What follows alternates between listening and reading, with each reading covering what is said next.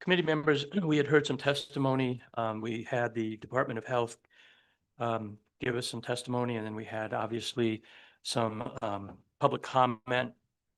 What I'd like to do now is I'd like to continue that public comment, and perhaps we can ask some of the state providers to come up and give some testimony on this issue. And please feel, we have 3 chairs, so fill them up if you'd like, making sure that we give time to everyone. So. Thank you so much, honorable members of the Wyoming Legislature. My name is Bob Sell. I'm the president and CEO for ARC Regional Services in Laramie, Wyoming. We would be considered one of the larger providers in the state. How I think we'd like to proceed is I have a prepared document that was prepared by the Association of Providers across the state, and then obviously open up to questions, and at that point invite my colleagues to join us if they have public comment or would like to answer some questions. Before I read my prepared statements, Jeff, would you like to introduce yourself? Yeah, thank you. First, my apologies for being a little tardy, Mr. Chairman. I'm Jeff Gardner. I'm the Executive Director of the Wyoming Community Service Providers. We are a statewide group of providers who provide the very services that you're talking about today. Home and community-based waiver services. And excuse me, I just a couple of quick things before I turn it over to Bob for basically the meat of what we want to say. There's certainly a lot of reasons to take this up. And let me say, first of all, we appreciate the committee doing this and being so passionate about it. The people that we support, the 2,600 plus that you heard from the department this morning, are all people who are vulnerable by nature. They're folks that need support in whatever areas of their life, whether that is, as Ms. Forsland explained, folks who might need a few hours a week, others who might need 24-hour a day, very intensive kinds of support. There's a couple of reasons that I think this is very important.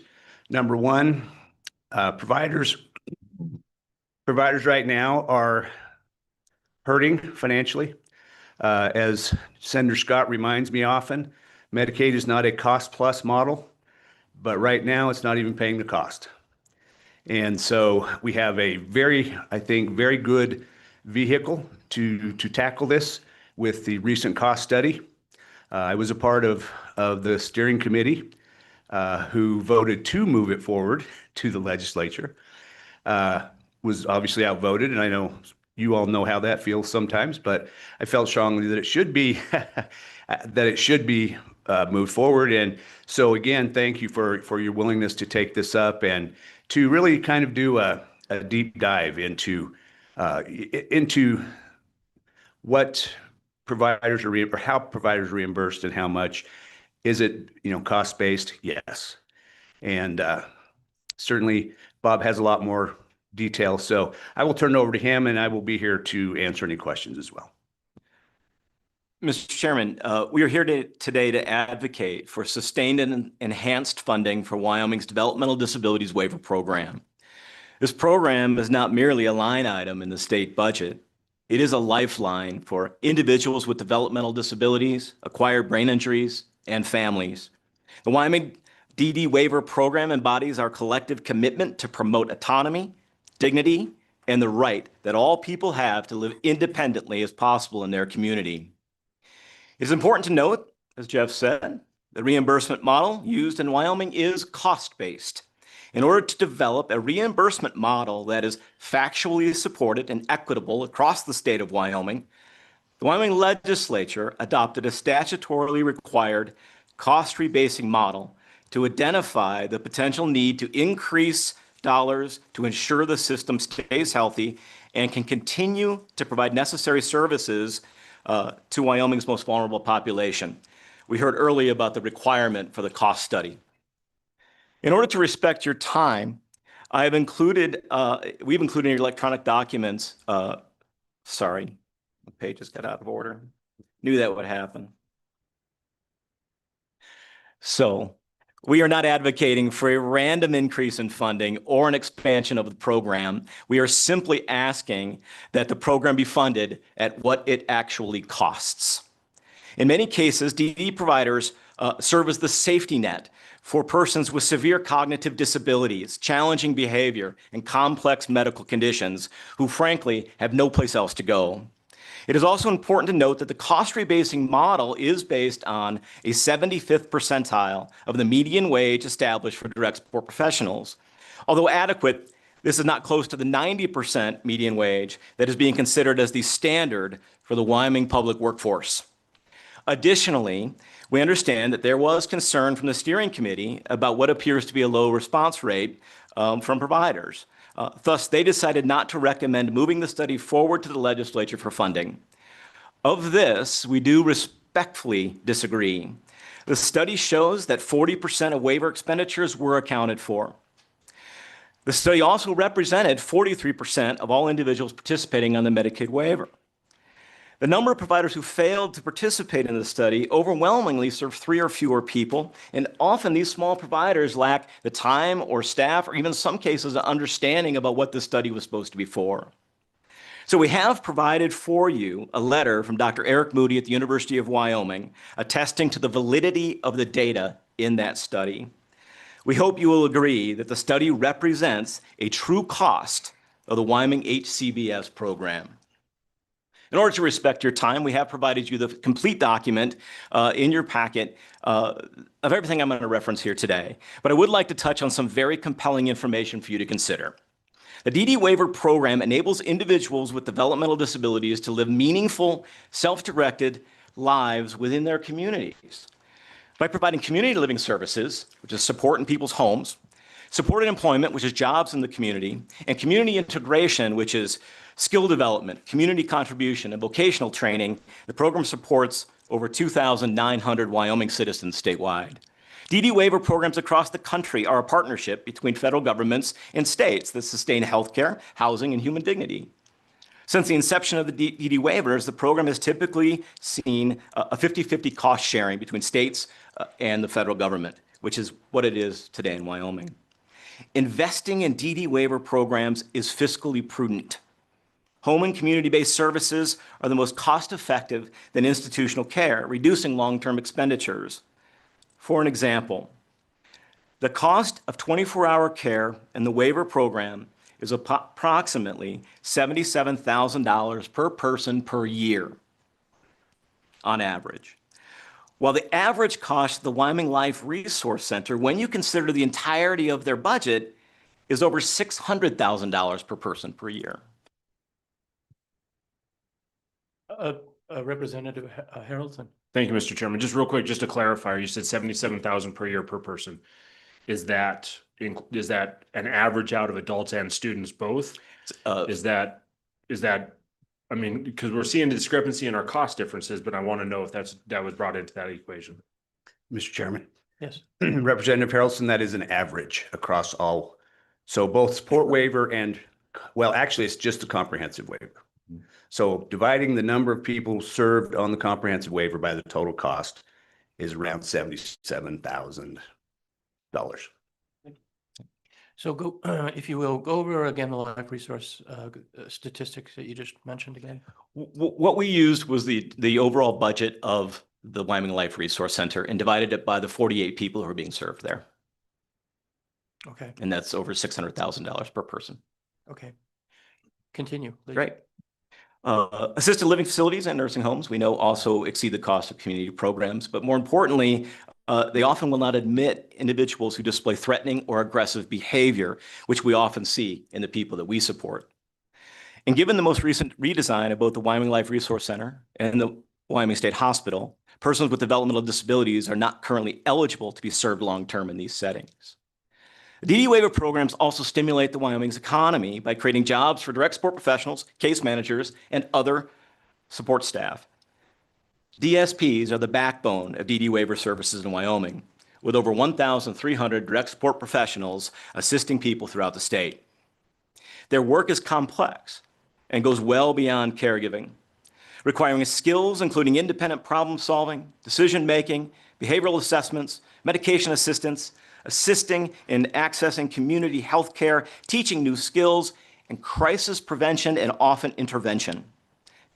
The job duties of a DSP often resemble those of teachers, nurses, social workers, counselors, physical and occupational therapists, dietitians, drivers, personal trainers, and many others.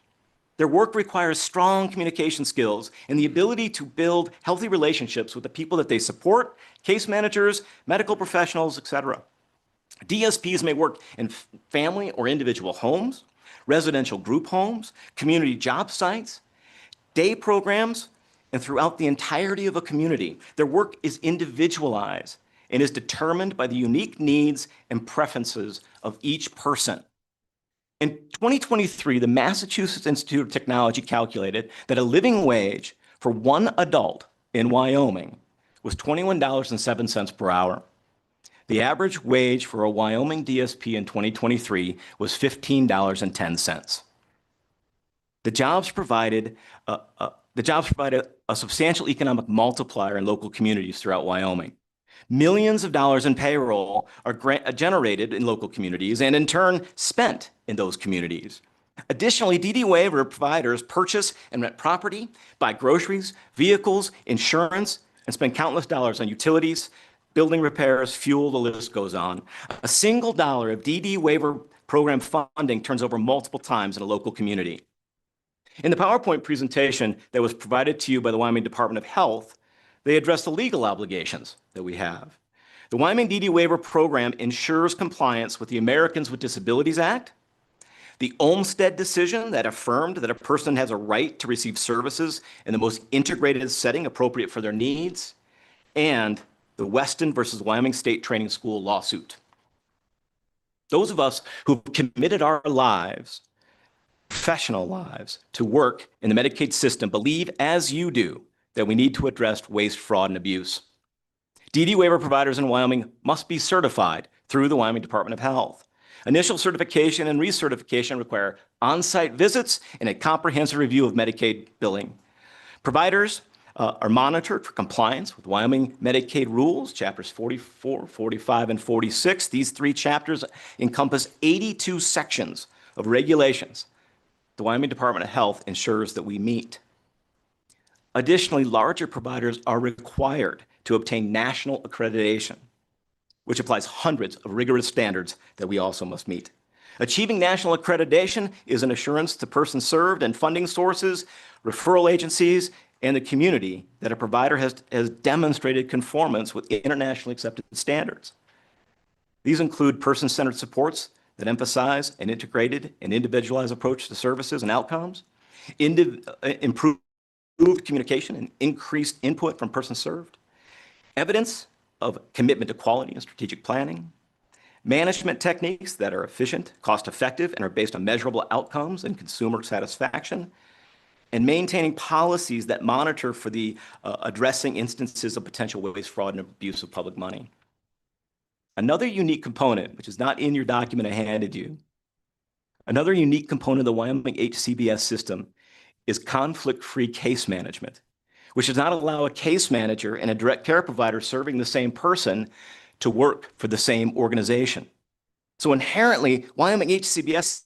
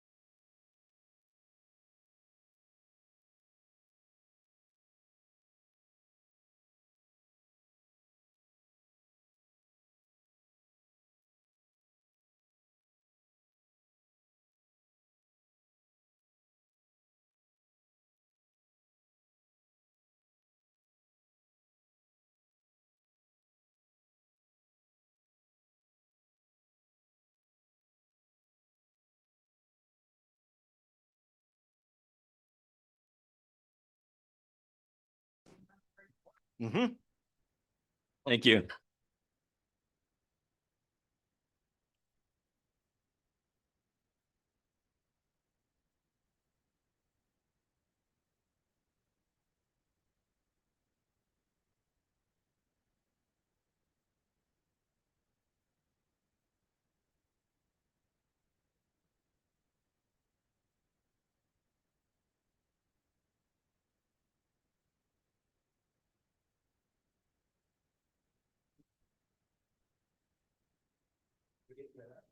All of those?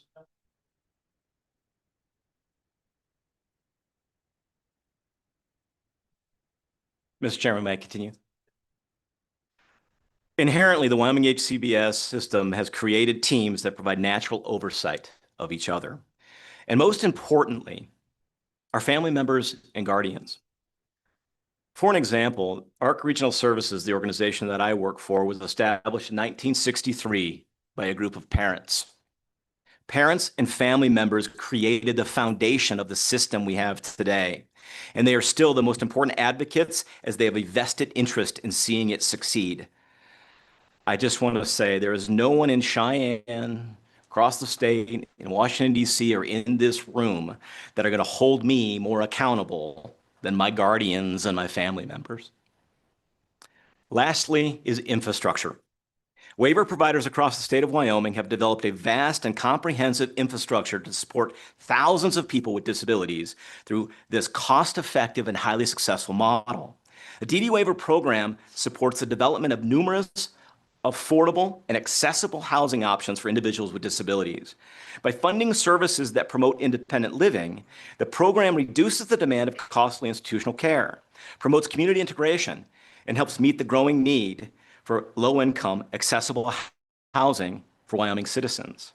This infrastructure also includes access to reliable transportation, so individuals with developmental disabilities can fully participate in community life. With the rural nature of our state and the unique needs of the people we serve, public transportation is not widely available for people with developmental disabilities, even in communities that provide public transportation. Our transportation infrastructure ensures that individuals can attend medical appointments, employment, visit family, and attend educational and social activities. We've also developed a skilled workforce, vocational training programs, and benefits management systems. We assist with medical and psychological necessities, social and academic skill development, medication administration, and access to leisure time, recreational activities, and job development. In conclusion, every individual deserves the right to live with dignity in their home if they choose. Wyoming HCBS waivers support this fundamental value by enabling people to stay connected to their families, culture, and communities rather than being isolated in an institution. Investing in Wyoming HCBS waiver services is not merely a bureaucratic decision. It is a moral commitment to treat every person with respect, with a fiscally responsible strategy that benefits individuals, families, and the state of Wyoming. Your continued support of these programs is both a compassionate choice and a smart policy decision. The DD Waiver Program is a testament to Wyoming's commitment to its most vulnerable citizens. We urge you to support full funding of the DD Waiver Program to uphold the shared value of the state of Wyoming and its citizens. Thank you so much for your time and consideration, and we will answer any questions that you have. Thank you for your testimony. So my question to you is, your testimony is that providers of DD waivers are seeking reimbursement increases.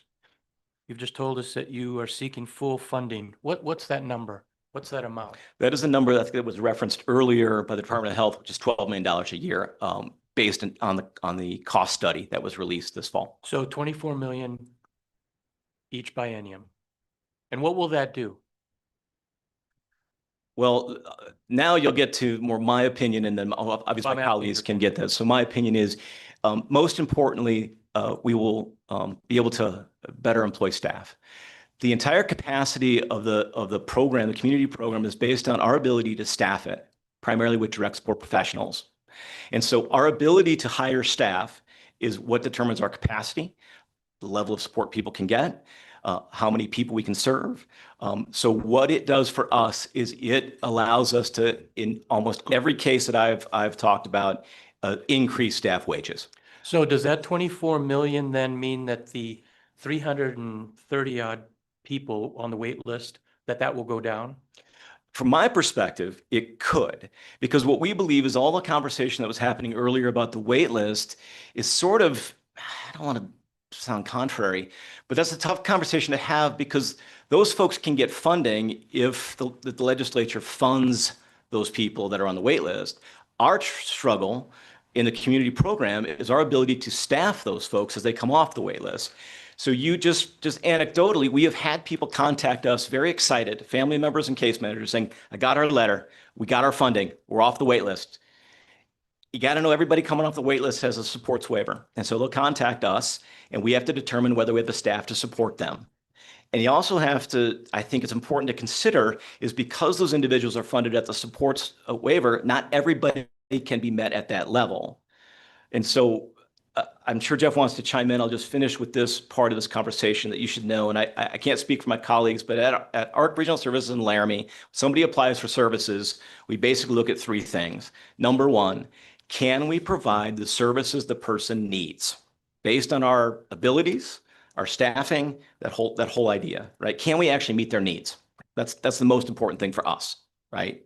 Secondly, do we have an appropriate placement for them? Do we have a place where they can live? Do we have the capacity to serve them? And that's where it really comes down to staffing for us. And then third, does their IBA, their individual budget amount of money, cover what we believe it is going to cost to serve them? So I'm going to recognize Representative Angelos in just a second.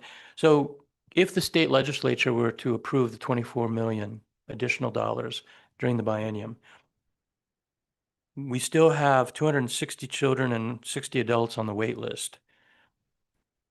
Is it your testimony that those individuals, particularly at level 5 and 6, you could provide services for with that additional personnel? It is my understanding that folks with levels 5 and 6 are still only going to get the supports waiver amount of money, which is about $27,000. And if they are truly a level 5 or level 6, we could not support them at $27,000. You could not. No, that is going to be a level. I don't know the numbers off the top of my head. Jeff may know of what a level 5 or level 6 in a group home environment would actually. Mr. Chairman, excuse me. So I don't know the numbers right off the top of my head, but we can find them very quickly. Please do. I want to reinforce, I guess, something Bob said without repeating him.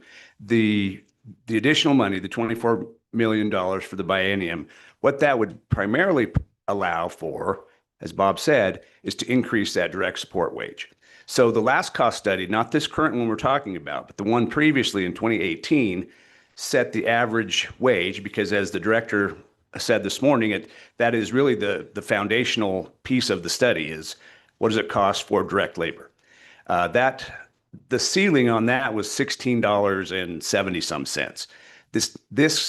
The one that you're looking at, that we're talking about, raises that average direct support wage to $20 and again 70 some cents. So that $4 an hour difference is certainly going to allow providers to maybe pay more than your local fast food does. I mean, that's what we're competing with right now at that average of 15, whatever Bob said. We're competing with, local fast food.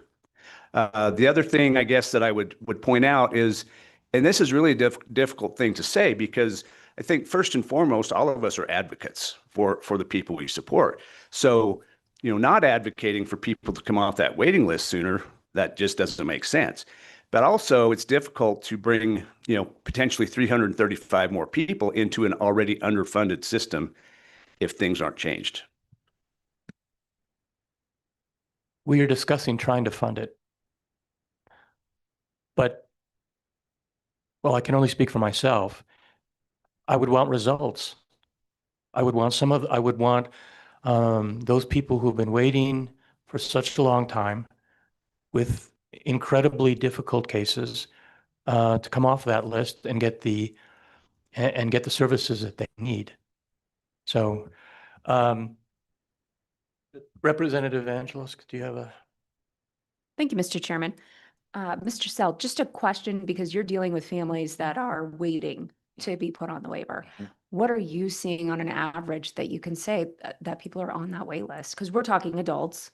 Yeah. You don't do it with juveniles.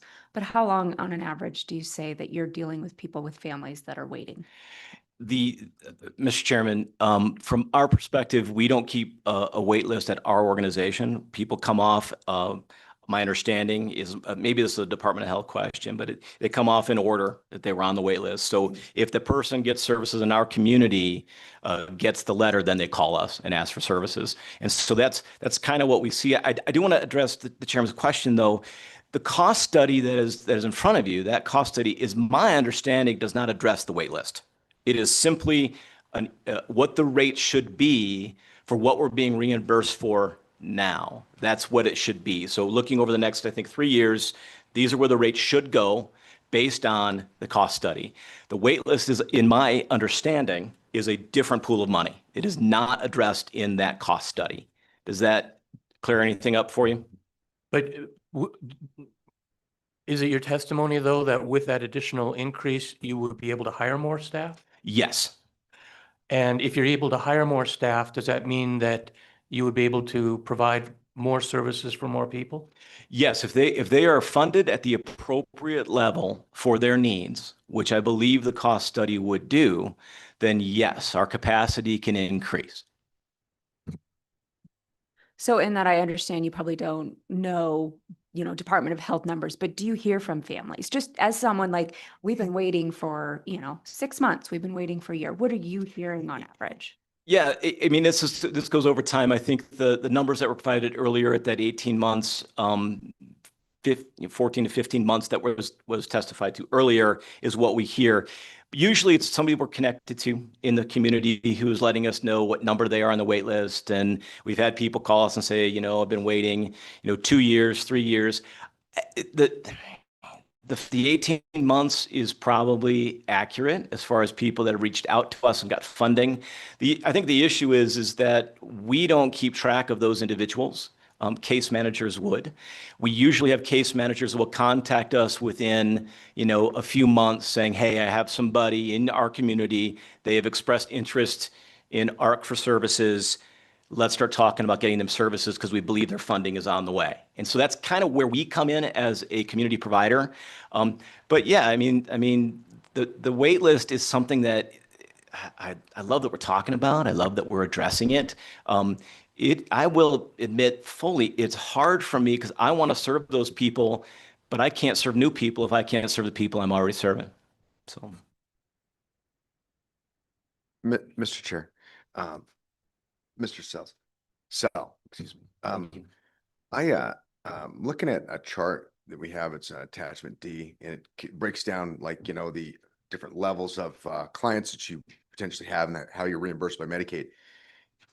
Did you say that you're not getting these rates? So like at the level 1, it's it starts at like 21,000 and you go all the way up to 210,000. Is that the current reimbursement? What would how would the 12 million affect this? I'm just curious as to, I want to make sure I don't know the numbers until we figure that piece out. I can't move forward.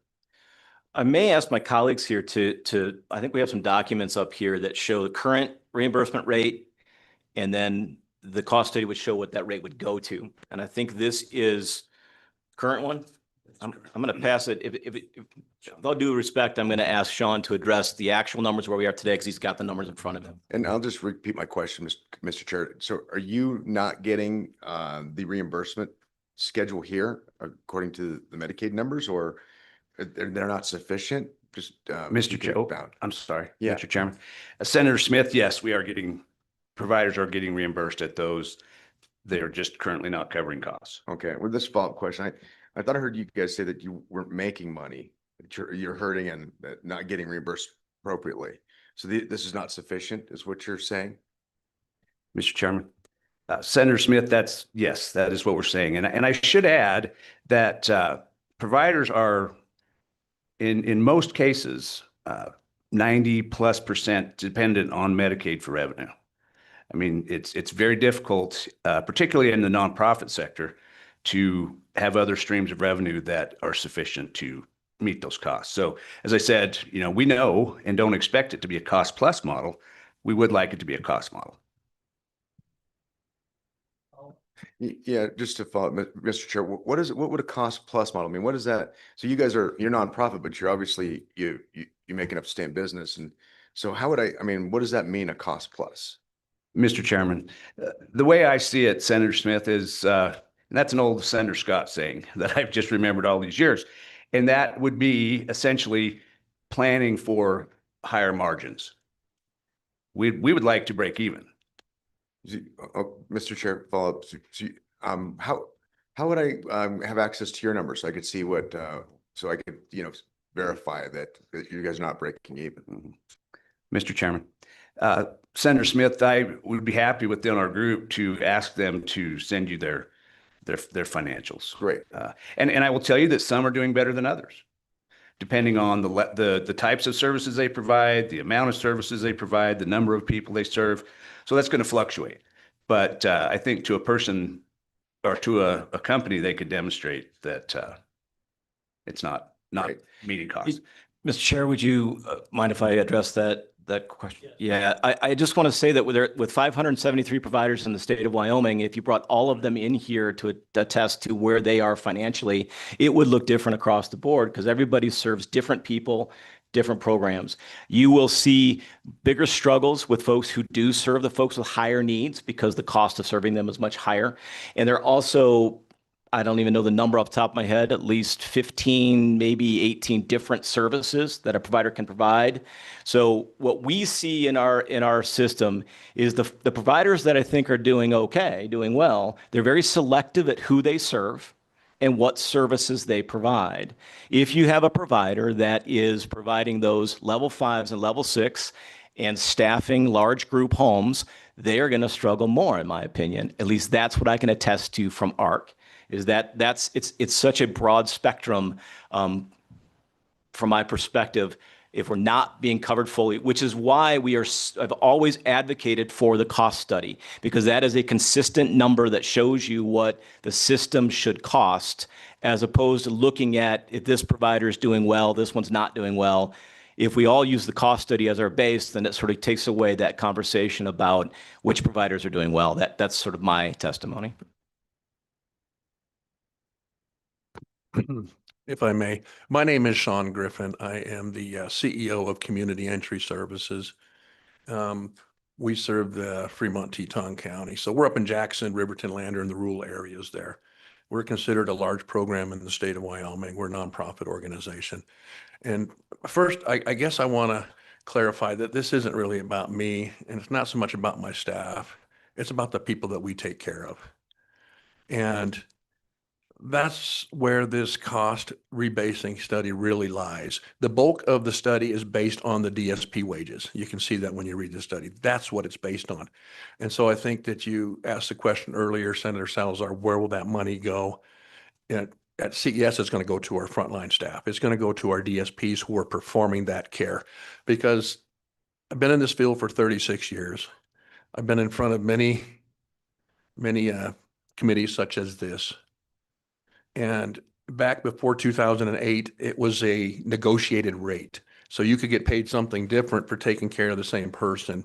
So if I was serving somebody in Riverton, they could go to Torrington and maybe get served for more or less. And so the state came up with a model to make it even, and that's where we came up with this cost rebasing. And the fact of it being put in place was just to cover the cost. We don't determine what those costs are.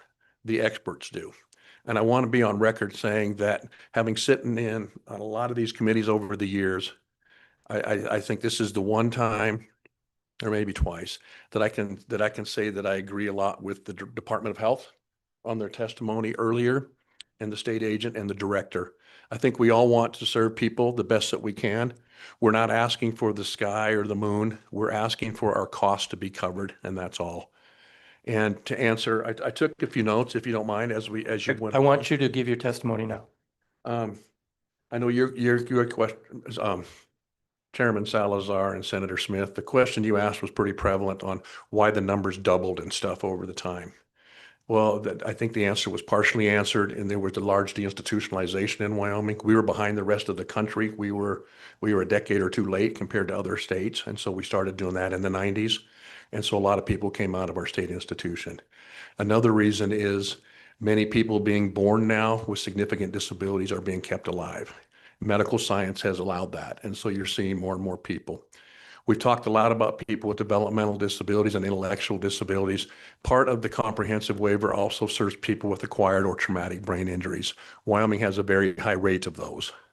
And so many of those people get lumped in under the DD waivers, but they're actually people with acquired or traumatic brain injuries. And I think that's important to point out. That could happen to any one of us. It could happen to us on the way home. And so I hope that answers your question a little bit, but medical science is keeping people alive. People with traumatic brain injuries who would have died years ago are staying alive, but with pretty comprehensive and severe disabilities. I think with the nursing homes, we talk a lot about comparisons with the nursing home costs or hospital costs. And Jeff alluded to it. Programs like ours don't have the ability to charge private insurance. And we don't have the ability to exhaust people's assets before we start serving them on those waivers. That's not a model that we have in this system. The system was created to be family friendly, which I think it really is. And I think the focus, regardless of whatever happens with all this, it needs to be back onto the persons that we support. They're the ones, if you have a child or if you're a parent of somebody in my program and they have to change an adult diaper, I wouldn't want a different person doing that every week. And with the high turnover rate, with the low wages that we pay, that can happen. In all honesty, and the question was, what happens to these people during the day? The real significant people. Describe a day. I can describe a day because I do that. Even as a CEO, I work with these folks. I help with their tube feeding. I make sure that they're clean. I make sure our staff are doing the right thing. We're not asking, like I said, for a bunch. We're asking for costs to be covered. And because it's expensive, I think that's where we've always hit in a roadblock. And I can't help that. Cost of living goes up. And I don't even want to talk about Jackson Hole, our operations up there. But if we're not there, who is? And I think that we are becoming more and more the safety net for people with significant medical fragile disabilities, as well as people with significant behavioral needs. And having to physically get involved with somebody when you don't want to, but you have to protect them or somebody else is not fun. I've done it 100 times. But my staff and some of the staff levels that we get, some of them aren't comfortable with that. And I'm too old to go over and help with that anymore. But we need to be able to recruit staff that are professionals, that are going to be there for a long time when it comes to those intimate needs, develop those friendships with the people that we serve, and so those families can trust us. Wyoming is unique in the sense that we have so many providers, but that's a good thing. Almost every town in Wyoming, and I don't know if I'd ever wanted to say that, but it's a good thing because every town can have providers, family providers, small providers, independent providers. Getting back to your other question, I think that you had, Senator Salazar, with this funding, would that help our capacity?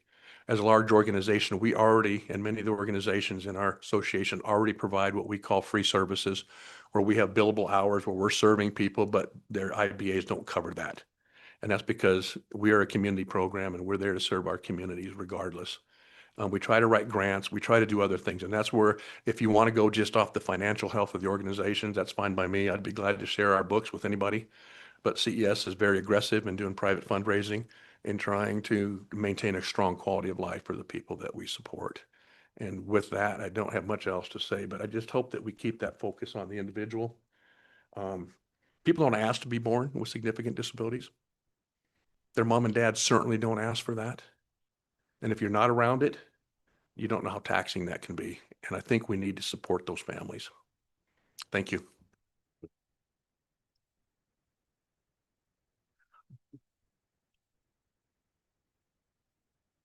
Other testimony? Who else? I think at this time, I would like to bring up a couple members of this committee, or at least one, perhaps. And here's some testimony from some of our own committee folks. So thank you.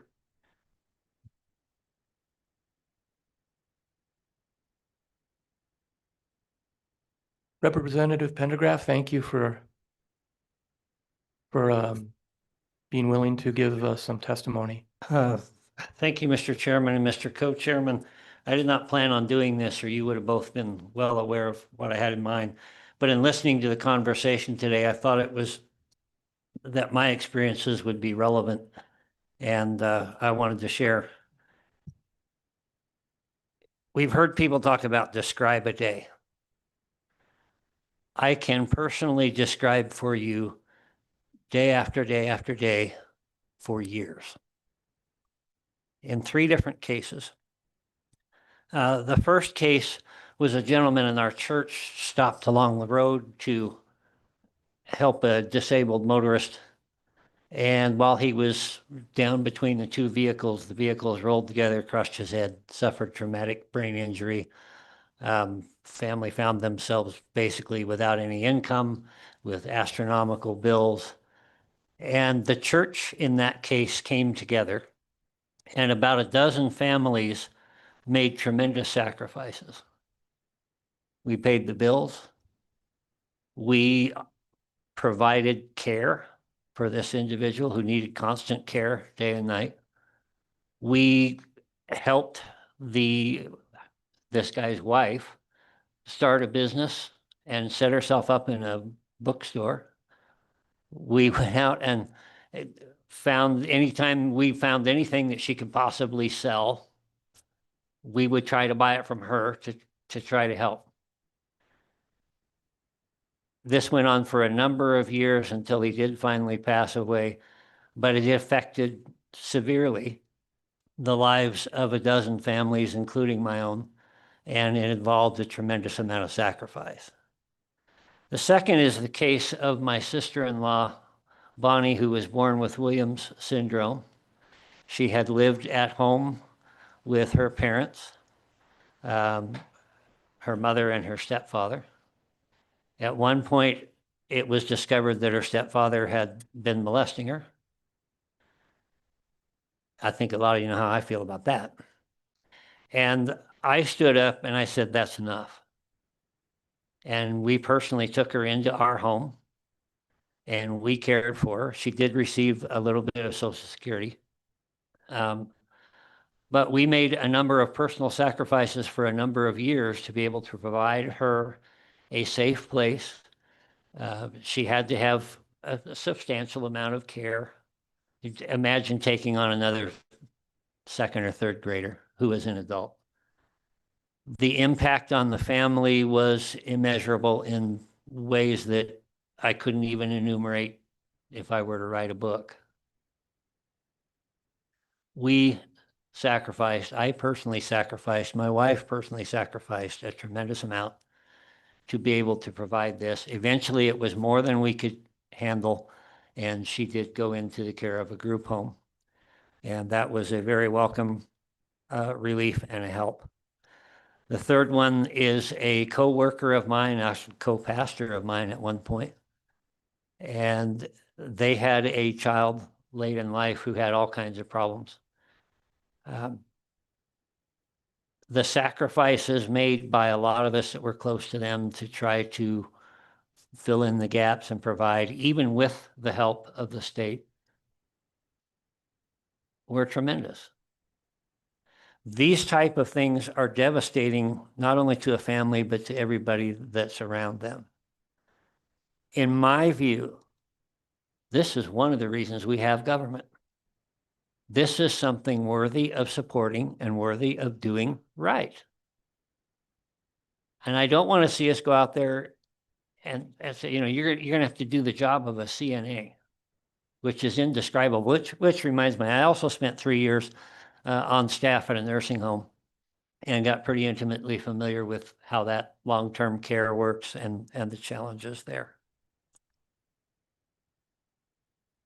This is why we have government. This is something absolutely worth funding. However, I mentioned several times sacrifice. Before I sit down and authorize a 20 or 30 or $40 million check, knowing that taxpayers are already sacrificing, I want to look across the breadth of, for example, the Department of Health. If the Department of Health considers this to be a high priority, what's it willing to sacrifice to pay for it? I had to make that decision myself. When I took on these tasks, my wife had to do a lot of that. She couldn't work, so we gave up a lot. We look across other agencies across the state, and my point is that the state only has so much money. And we need to, as a body, look at these priorities, what is worth funding and what is, if you're going to fund it, you do it right. And you pay people what they should be paid. And then when you run out of money, you stop the spending. So I am all for supporting this as well as we can.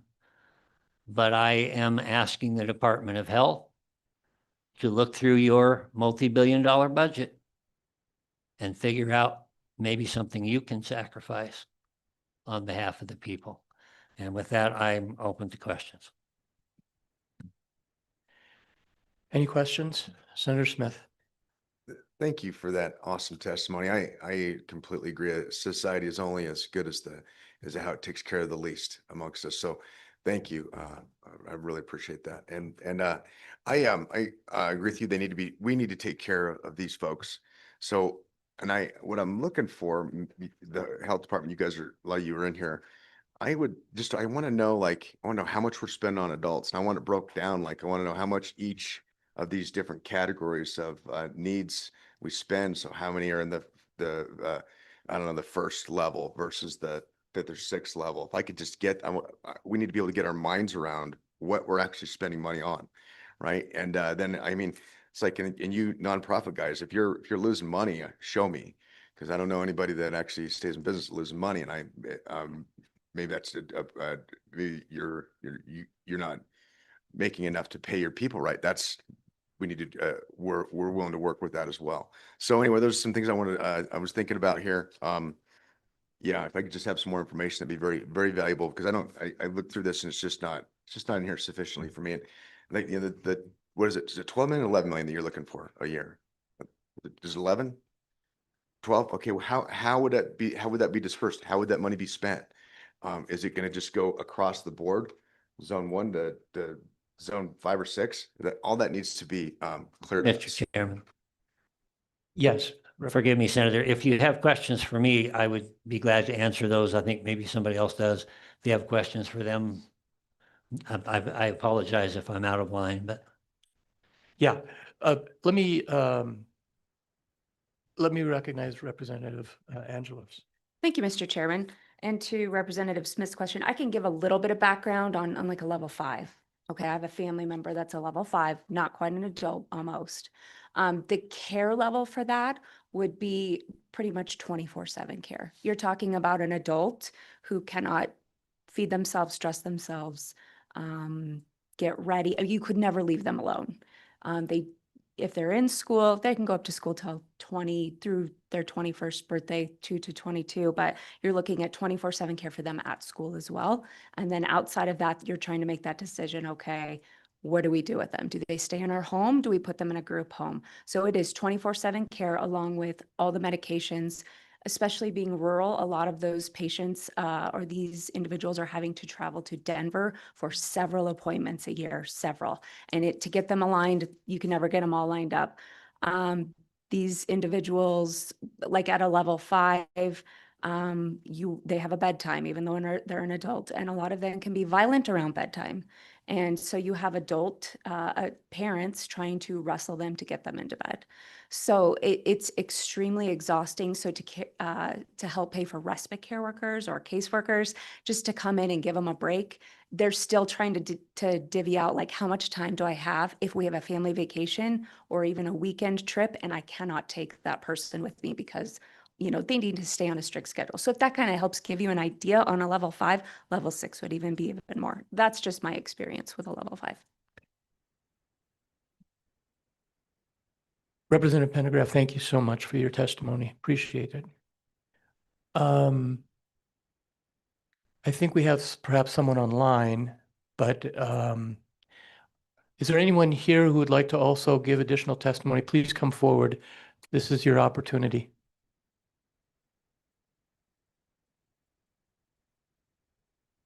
Hello, welcome.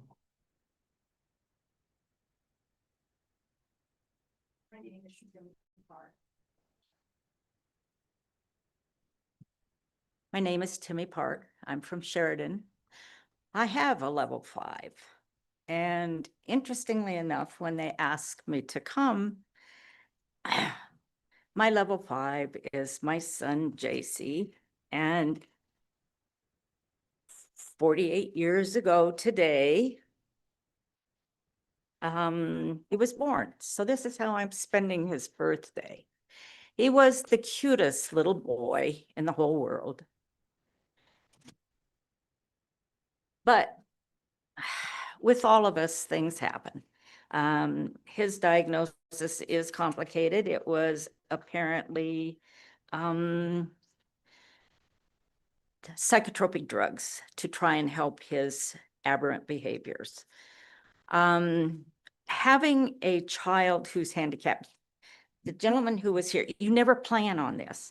During procreation, so to speak, that's never a thought that crosses your mind. I'm going to have a Down syndrome.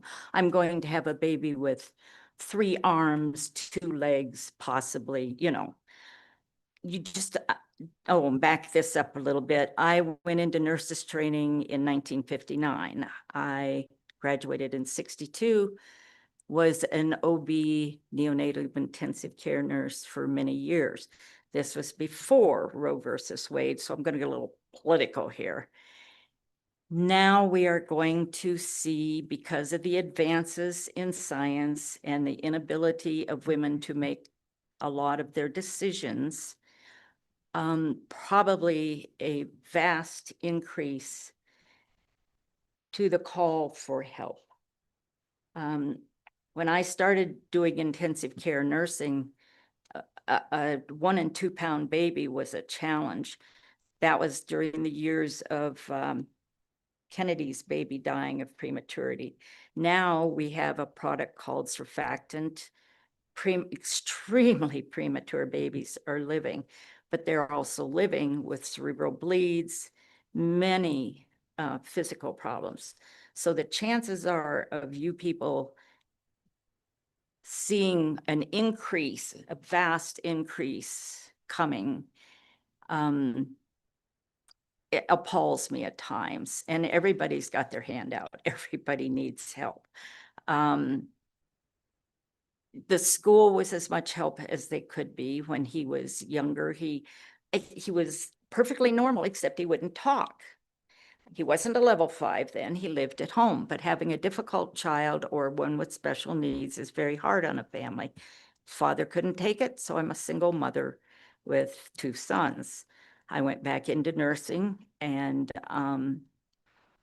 as long as he was in school, he was at school. That's when I could get a few hours of sleep. Otherwise, I worked the night shift. They helped me get into respite care, and eventually we found Easter seals. Oh my God. Anyway, he was able to go 4 days a week, 5 hours a day, which just was a lifesaver. I worked for 23 years as a nursing supervisor at the hospital in Sheridan. And I don't know what I would have done without Easter seals. I can't address all of the issues you have talked about. I don't know your acronyms and stuff for the different programs. All I can tell you is that having something like Easter seals is a lifesaver. Now my son has progressed to the point where he is, I would almost say, as far as you can go. He can move his eyes and he likes a chocolate milkshake, but he doesn't some days recognize even me. When we went to drive down today, he's in a wheelchair, he's incontinent, they have to feed him. The funding is very important. But most of all, I think it's my shaky voice. I am impassioned, I guess. Anyway, the care they give him is wonderful. In fact, when you get custody of an adult child, the court usually appoints a guardian lawyer who can take over in case you're not around. A couple of years ago, she flat out asked me, so what do they think how long do they think he can live? And my answer was, well, if Easter seals didn't take such good care of him, probably not very long. They do take wonderful care of him. I do not know how they find the help, which does change frequently and is hard. He lives in a home, one of the homes. There's 3 of the clients in that end who I always joke about paying his rent because I don't want to find him under a bridge somewhere. But it isn't a joke. There's 3 of them that are so, and the rest of them are so close, even though they walk and talk, they couldn't make a decision. They couldn't protect themselves. In your funding, I know it's very hard to come up with the money, and I understand that, but it is very welcome to those of us who receive it. My son's worth it. Thank you. Is there any questions that I could answer for any of you?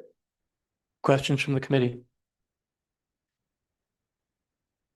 Well, thank you. Thank you so much for your testimony. It's been heard.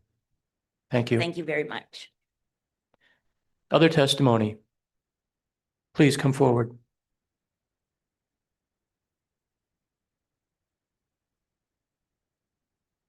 Thank you, Chairman Salazar. I appreciate the opportunity. I just wanted to give some input on a question you asked earlier on outcomes and what kind of impacts this funding to increase the rates for reimbursement for the department so that the providers have more money to pay wages, and what kind of outcomes we might see with that. I can say for a fact that staffing turnover has a direct bearing on the quality of care. The average length of time for direct care staff is 6 months. If you're running a personal business and you have to retrain employees every 6 months for your business, what kind of an impact is that going to have on your business? If every 6 months you can guarantee it's a revolving door. We're expecting these individuals to pass medications. They have to go through an extensive medication training program. And then they have to start passing those meds. We monitor them a few times, and the medications are then being passed by these individuals. When you have staff turnover and new staff coming in, you see an increase in medication errors. Medication errors can have a huge impact on an individual. If they are given the wrong medications or somebody else's medications, that creates a whole nother problem when you have a lot of staff turnover. Quality of care. Staff that have been with the programs and dedicated to the program and stay longer provide a better quality care. Newer staff coming in are having to learn how to interact with individuals, how to read body language, because people who are nonverbal can't express themselves. They have to express that through a verbal body language. And so they have a hard time figuring out how to communicate with these individuals if they're grunting in their form of communication. I'm sorry to interrupt. Did you give us your name? Oh, I'm sorry. I don't know if I did. I don't think I did. My name is Daryl Skinner. I'm the executive director for Lincoln Self-Reliance. We provide services in Lincoln and Uintah County. I'm sorry about that. So just the quality of care is substantial in trying to keep staff on, and having a living wage is going to be significant in being able to do that. We have staff turnover that basically state, I can't afford to pay my bills and continue to work here. I love working with these individuals, or that's the most meaningful job I've ever had, but I can't afford to pay my living expenses on what I'm receiving in a wage. For our program, our average wage right now is $16.81. We have, it varies. I am a bedroom community to Jackson Hole. So the closer I am to Jackson Hole, the higher wage I have to pay to be able to compete. And even with what I can pay, it doesn't compare to the workforce in Lincoln County. 50% of our workforce commutes to Jackson Hole, where they're being paid $25 an hour to wash dishes. And when the reimbursement for the Medicaid services doesn't even compare to that, it makes it very difficult to try and maintain employees. Comments, questions from the committee? Thank you so much. Appreciate it. Who else would like to come forward? Please, anyone? Commissioner Clem.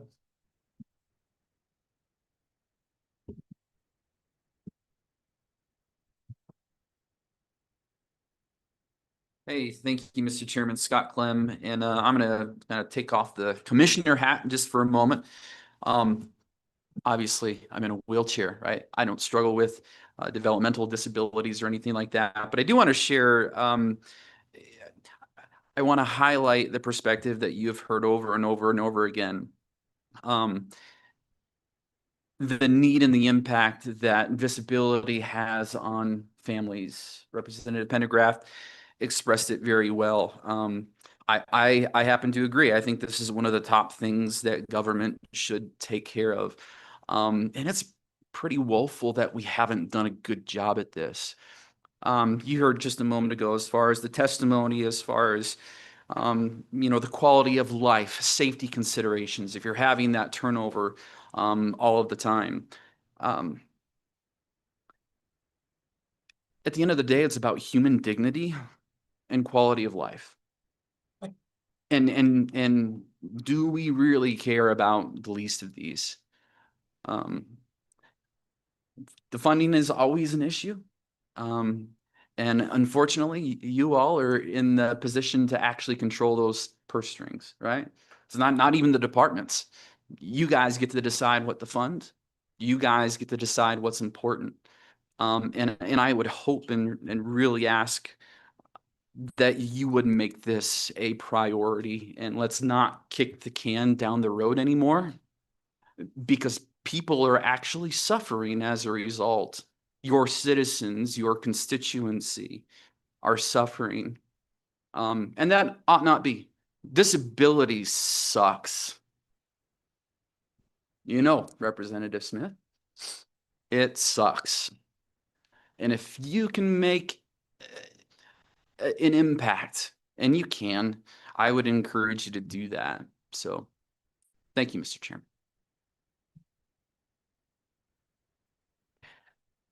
Thank you. Comments, questions? Thank you.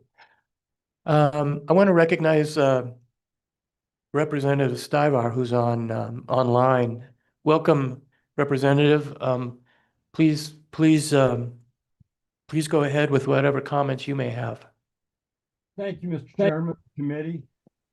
I'm in the same boat. I have 2 kids on the waiver. One with developmental disabilities, the other one dramatic brain injury. Dramatic brain injury is my oldest daughter, Caitlin. She has MS real bad. They can't count the lesions. We kept her at home as long as we could until we couldn't work with her anymore, and we got her into a group home here in town. My son David, he was diagnosed with developmental disabilities back when he was 9 years old.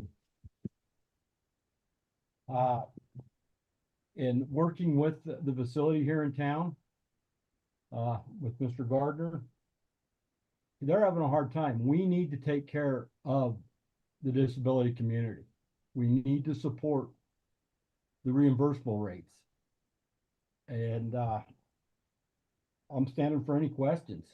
This is a very important subject. It's one reason I ran for office, is we need to take care of the elderly and the disabled in this state.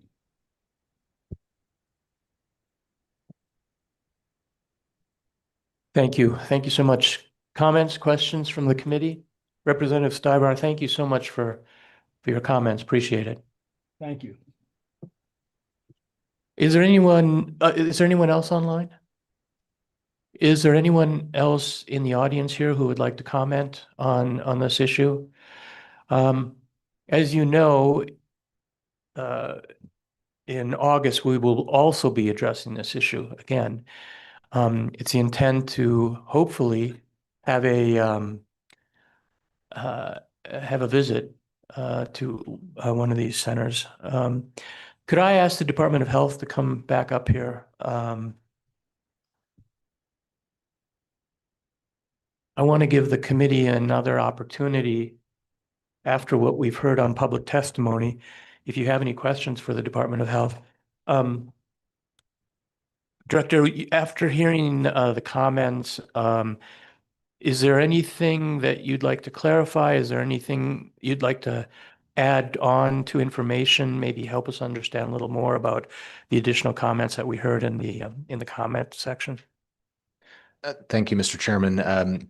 Nothing specific. I appreciate the testimony and comments from some of our partners in the provider community. As we've discussed earlier this morning, we will, there's two ways that this goes. There are legislative vehicles, and then again, that's not finalized yet, but potentially budget items with the Department of Health that could be considered by the governor and move forward to the legislature. So spoke with a few of you during the break. We're more than happy to start preparing some of the options, the cost data estimates of what certain legislative decisions, whether it's actions on the wait list or actions on provider rates, would look like.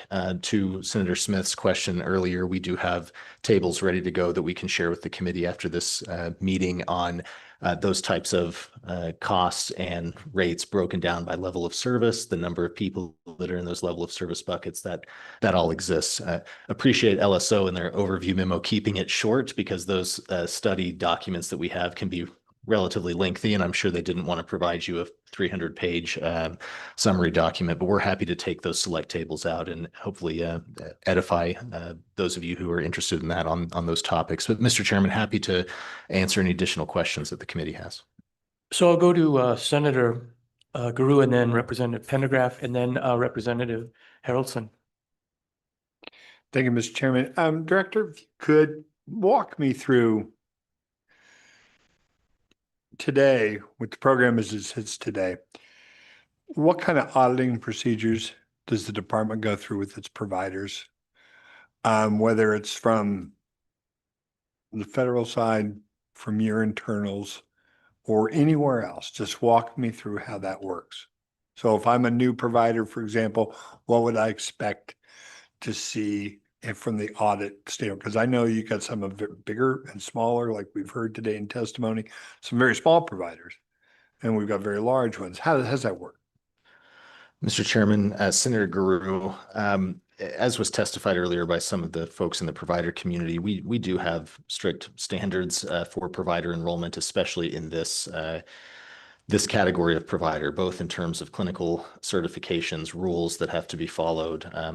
Could speak for an hour or two about the voluminous rules and the regulations that we have, both on the state level and the federal level, since this is a joint state-federal financing mechanism. They are stringent.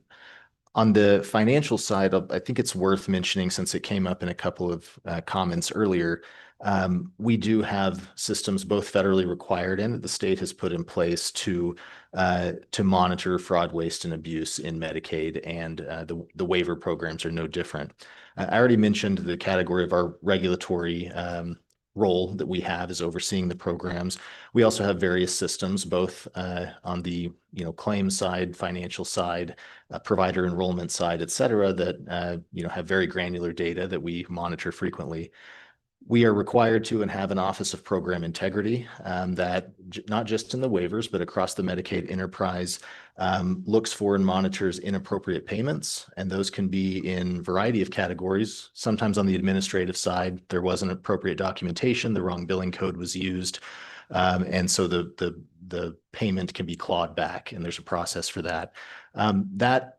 That function also can escalate when there's more serious concerns of inappropriate payments that might have been related to inappropriate billing or even potentially fraudulent billing.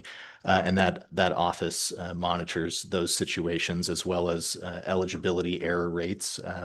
As we discussed this morning, not as typical in the waiver programs because it's such a specific clinical need, but across the Medicaid enterprise, we identify when folks are potentially inappropriately eligible for Medicaid and take those corrective actions.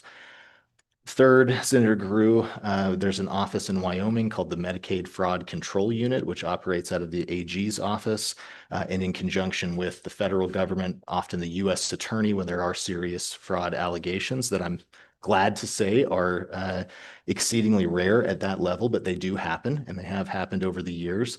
And so between our program integrity functions, the Medicaid Fraud Control Unit, the AG's office, and the federal government or the U.S. attorney, I think those systems are in place to appropriately monitor compliance, fraud, and oftentimes that is financial. Hopefully that answered some of your question, but happy to elaborate. Please. If I can follow up. Unfortunately, today in our society, we hear a lot about these things in the body politic about the words waste, fraud, and abuse. And a lot of times they are concentrated towards programs that run inside your department. It's just a fact. So what would help me, and I think what would be of great help to this committee, is that we get, if we could, to get some of the data that your fraud unit, whether it's the Attorney General's office or your internal office, in the past 2 years, cases of waste, fraud, abuse that have occurred in programs, in this program, in this state, that in somewhere has been investigated, either allegations, anything, prosecutions. It would be helpful to have that, helpful to have factual information about the level of waste, fraud, and abuse in this program, if it exists at all. Mr. Chairman, Senator Guru, happy to take a look and put something together potentially in advance of your next meeting. Just one caveat, any ongoing investigation that hasn't been adjudicated or determined yet, we would not be able to share that, but we'll look over the recent history and look to put together an analysis or a report for you. Representative Pendergraft. Thank you, Mr. Chairman. Director, I'd like to go back and visit that $2,000 asset threshold, and I would be asking for some input from you all on that. The $2,000 isn't really that unreasonable for, say, a child or even someone like my sister-in-law with Williams syndrome. However, about every 6 months, we'd have to go on some sort of little spending spree to keep her down under the limit there. I'm wondering if it's possible to separate out adults with brain injuries and have a separate standard there. I would hate to see, in the midst of all the tragedy of going through that, then to have to basically liquidate all of your assets or all of his assets. I would like to study that. So my question is, if we move this threshold, what would be your perspective? What recommendations would you think would be appropriate? And what would the impacts of them be? You mentioned something about, might open the door for a number more. So anything you could feed us by the next meeting would certainly be helpful. Mr. Chairman, Representative Pendergraft, appreciate that question. Happy to put that together. Just to clarify, there's a few areas that we consider long-term care where those income and asset limits are set. In this program with our developmental disability waivers for nursing facility services, generally an elderly population in nursing homes and other long-term care programs. All of the above are specific to DD waiver as their preference. Mr. Chairman. My preference is specifically looking at the DD waiver. Sure. Thank you. Happy to, sir. Thank you. Yes, Representative Harrelson. Thank you, Mr. Chairman, and thank you guys for coming back up. And I just want to say thank you for everyone who came and drove here today to have this conversation. As a pastor, I deal with these situations. I've walked families through the brokenness. You get to see the impact. I mean, I agree with Representative Pendergraft. As we walk through it as a church family, it's rough. And so I just want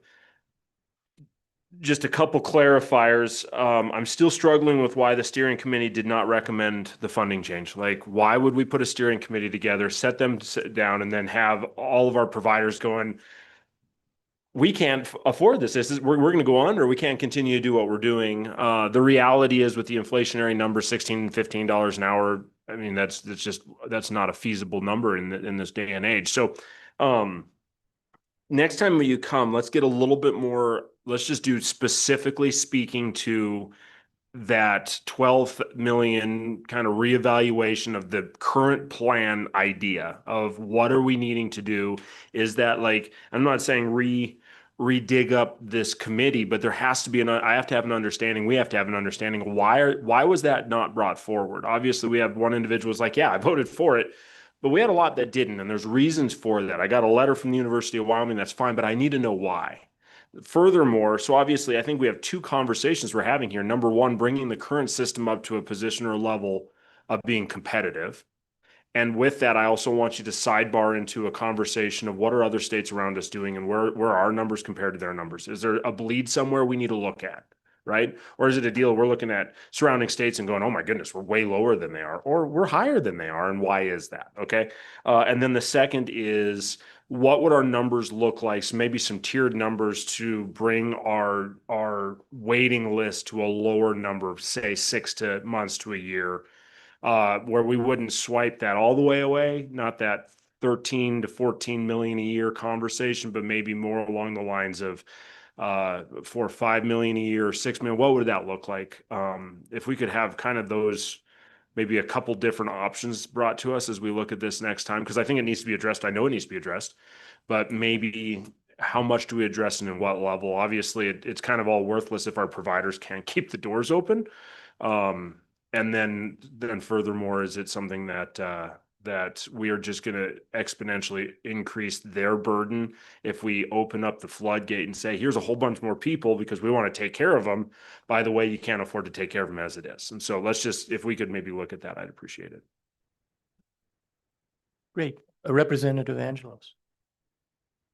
Thank you, Mr. Chairman. So I have a couple questions. One of them, I wanted to go back and touch on how the ECC works. I've dealt with a family who had an emergency waiver service, and then I've had other ones that have come to me and said we were turned away or the waiting list. Can you kind of explain how long does it take to go through that, what the process looks like, and you can do it quick, and then how long it might take to get to wait on that emergency service? Mr. Chairman, Representative Angelos, appreciate the question, and I'll lean heavily on Ms. Forsland here for the process. We can describe it briefly, but I'll just introduce that concept with, yes, there's the extraordinary care committee process for when a condition changes and acuity changes, or there's a significant emergency that involves, potential life safety issues, both for folks on the waiting list and folks currently enrolled in the program. There's a committee of experts, both on the clinical side and administrative side, that comprise that ECC, and have to make really tough decisions because it's not an unlimited budget. This is essentially something that the Department of Health and these programs floats with the budget that's appropriated for these services, which, as you saw from the LSO report and our data, is north of $300 million on the biennium. So it's a significant line item in my budget. We use a small amount of that budget for these ECC requests, and there's various thresholds that the committee looks at to determine, do we allocate this emergency funding for this case? And it's really, really challenging and difficult because you put yourself in that position. You have a limited pool of resources to work with, and you have to really try to serve the most in need. And that's incredibly challenging. One of the hardest parts of our job, certainly Elizabeth and her team's job, is having to tell people no. So just to set the stage on that, I know the committee is sympathetic and sensitive to that. So I'm not trying to be pedantic, but Elizabeth, if you describe briefly how the process works and what those thresholds are to allocate that funding. Sure, Senator. So with the Extraordinary Care Committee, that committee meets on a weekly basis. They meet every Wednesday to review those emergency or extraordinary care cases. We, within the program, often see about a $3 million annual cost that the ECC approves in those cases. Sometimes it can be more, sometimes less, because of the varying nature of individuals' needs. The standards that we are required to use within the committee is required to vote on, is outlined in our Medicaid rule, and so is fairly restrictive as cost control methods to make sure that those costs don't balloon over time. So as the director stated, includes things like homelessness, includes things like health or safety risks, includes things like progression of a medical condition, and that sort of thing. The committee is tasked with reviewing documentation and voting on whether or not the request meets or does not meet the provisions outlined in our rule. And we can definitely provide those for you all to review before the next committee meeting. One of the things that we do hear regularly is that it is a longer process, which is unfortunate with some of the acute needs of individuals. One of the things that my team has really increased is the oversight on the front end and trying to support family members and case managers to gather the appropriate documentation before that goes to that committee. And so that is one of the places that you see some extended timeframes, because often the information includes letters from medical professionals, additional assessments that need to be done, and this information that needs to be gathered in order to ensure that the committee has a full view of information to help them make those decisions. In the past, what we've seen is sometimes the committee does not feel equipped to vote on the day that that information is submitted for its consideration. So it goes back to the case manager, back to the family, gather more information, try to, and extend that time period. So I do think that you will probably hear that there is more legwork up front to submit those cases and that documentation in order to try to avoid that delay when that case is heard. So then that committee is able to, or is required to vote to either fund, decline to fund, or partially fund those requests. So just a broad overview of that. Thank you for that. So basically, it's you being able to educate families, like, we need all this information up front. That's probably the big hurdle that you guys are working on. I know how hard it is to get every doctor to give you some kind of letter, and that can be a struggle. So that's good to know, the education for the public, those families, those individuals, because that can be a lengthy process. I understand that. Thank you. Yes, Representative. Thank you so much. I have a follow-up to that. Is the process that Wyoming takes to determine those rulings similar to other states? Is there like a best practice dictated by the federal government or by providers? Like, how could we learn from what other states are doing to streamline our process and maybe shorten that window? Or what is it that Wyoming's doing really well that other states could learn from us? Mr. Chairman, Representative Sherwood, that's a great question. And unfortunately, it's not comparing apples to apples around states. We have done some research into what other states' processes. Some other states do not have this function. And so the budget is the budget, and there is no process for increasing that budget. Some other states, the department has the discretion to increase the budget as they see fit. And so, and then in between, there are a whole range of practices. We can definitely do additional analysis on what other states do, but it seems like there is a lack of a best practice or a consensus of any sort, at least in my experience in a couple of years in this role. We are trying to cut down on any bureaucratic red tape that absolutely we need to decrease in order to get those cases heard, make sure we have the complete information, but also say what's reasonable in submitting that information. Sometimes we request or we require, I think, a little bit more information than what might be reasonable. And so those are things that we are looking at actively right now to try to, just from our own history and review, and work with other providers and family members on, what does seem reasonable and what we can revise given our own history. Other comments? Yes. Thank you, Mr. Chairman. Just with staying within this topic, do you have a number of how many people you have to turn away versus how many you approve? Chairman, Representative, I don't have those numbers on hand, but I can easily get them for you. Any other comments or questions?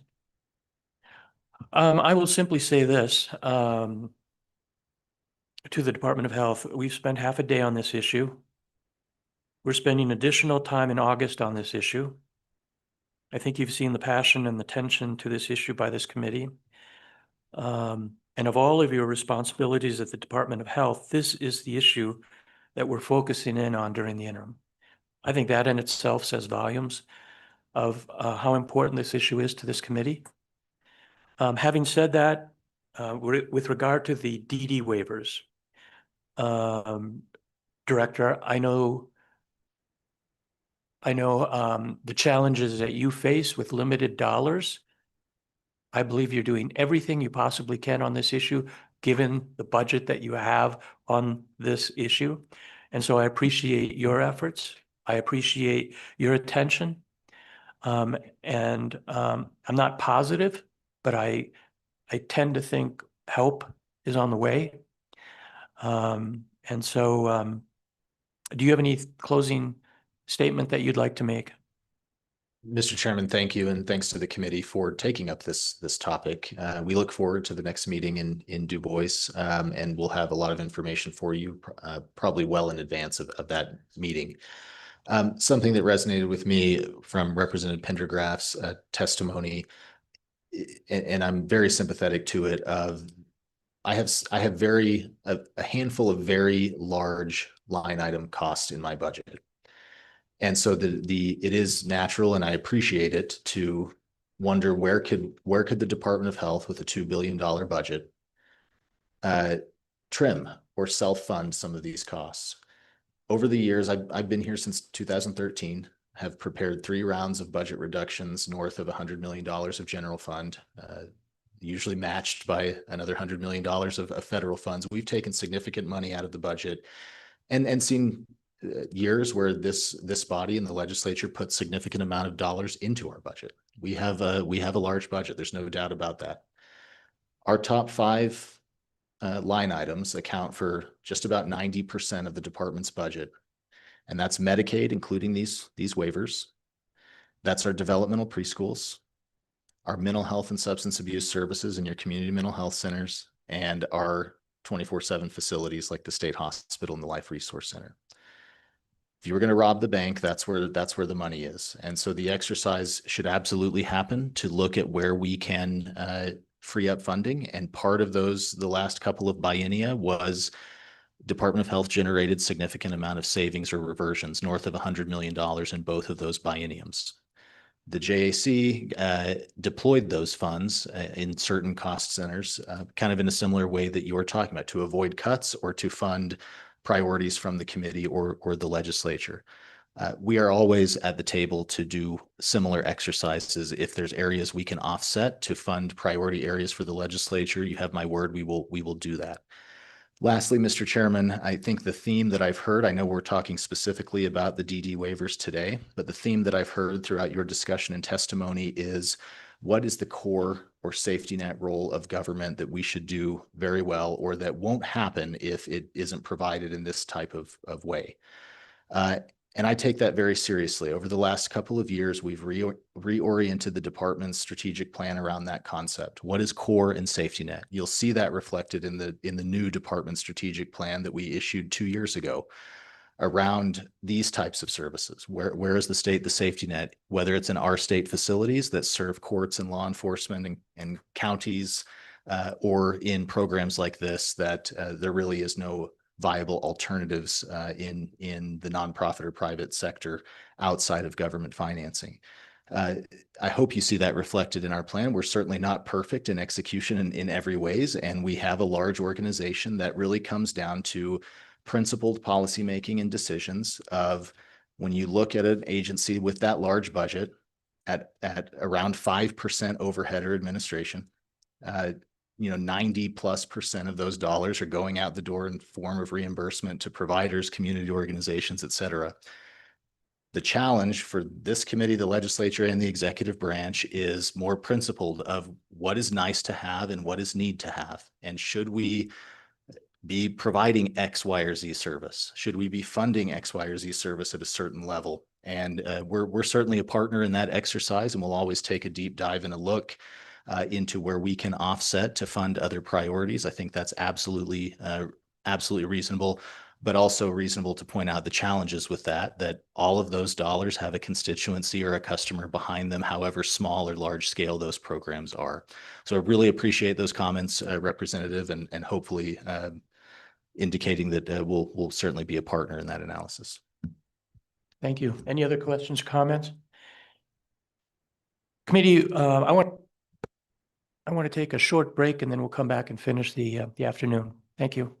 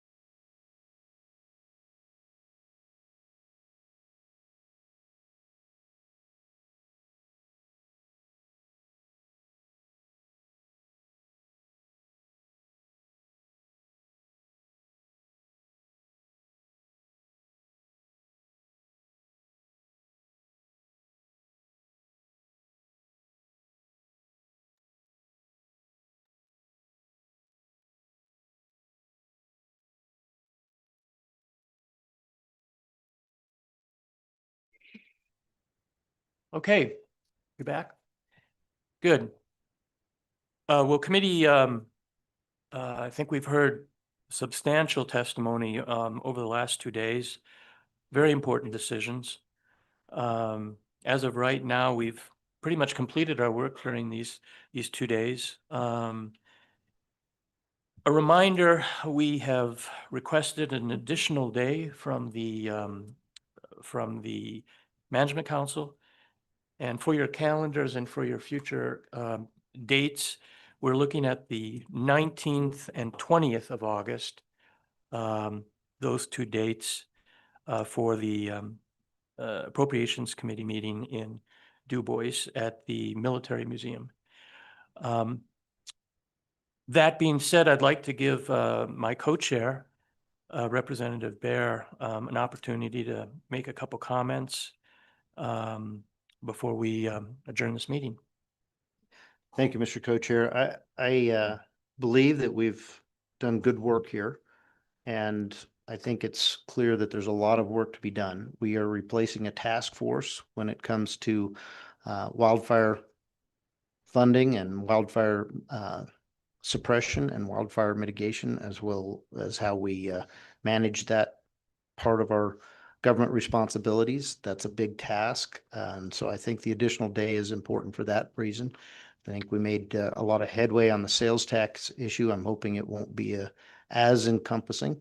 I look forward to this next meeting, and I think Management Council will be well advised to give this committee an extra day to accomplish its tasks.